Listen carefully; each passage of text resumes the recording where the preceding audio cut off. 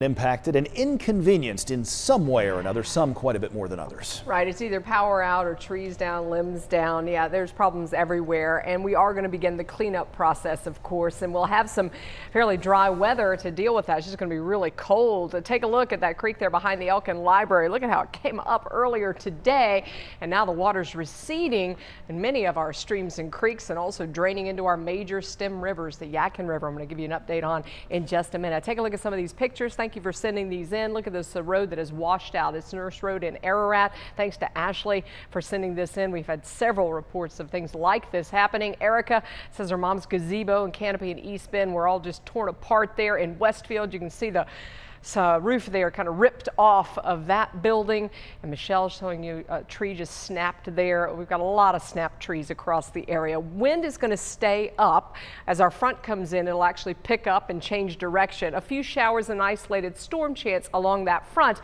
Clearing out behind it, still windy because that's when the cold air is coming in, but the winds won't be as strong as they were earlier today. So that is good news. We still have gusty winds and cooler air in the forecast for tomorrow. You can see our watches and warnings greatly diminished now that the storm is racing out over the Atlantic. The core of that storm moving right over the Triad, and there is that damaged path, wind damage across the area. Look at these peak wind gusts across the Carolinas. Charlotte, the Triad, Catawba County, they're near Hickory, some of the worst hit areas by the wind and wind damage and power outages. Current wind gusts have come down some, so that's nice.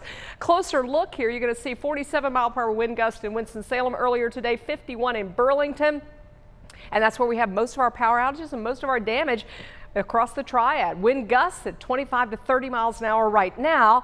You can see all of these reports of multiple trees down. I saw a number of emergency manager reports saying that we've had at least 100 calls in this county. We've had almost 200 calls in this county of all the trees that are down across the area. Flooding was the big concern, of course, in the mountains and foothills. That water coming down, so that's good news. Less rain across the Triad. We do still have those active flood warnings out because we're watching the streams and creeks run into the rivers. The Yadkin River at Elkin is going to crest this evening, and then it will start to come down into tomorrow. It will likely not be until tomorrow or Saturday before we get a crest along the Yadkin River down in Davidson County at Yadkin College. It will likely crest in that moderate zone at 26.5 feet sometime early Saturday morning. As far as rain goes, we don't have a whole lot on the screen right now, but we do have a lot of heat, unstable air, very moist air with dew points in the 60s, and an opportunity with cold air coming in to lift that air, squeeze it out, and cause some storms. Marginal risk across the Triad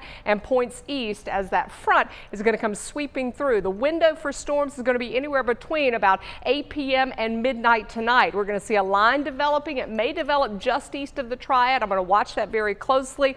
Behind it, of course, wind and cold coming in here for tomorrow. Closer look at those storms developing, particularly if you're in Davidson, Randolph, Alamance, Guilford counties.